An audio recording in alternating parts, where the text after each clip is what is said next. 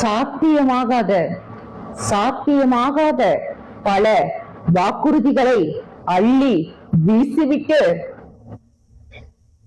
பின்பு நான் எங்கே கொடுத்தேன் என்று திணறிக் கொண்டிருக்கும் அரசியல்வாதிகள் சிலர் இருந்து கொண்டுதான் இருக்கிறார்கள். இன்றும் மதுக்கடை குறைப்பு நாடகமாடும் அரசியல்வாதிகள் இருக்கத்தான் செய்கிறார்கள். போதையில்லா மாநிலம் போதையில்லா மாநிலமாக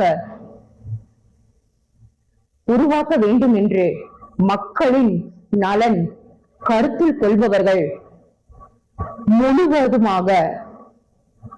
முழுவதுமாக மதுக்கடைகளை இழுத்து மூடினால் மிகவும் சிறப்பு.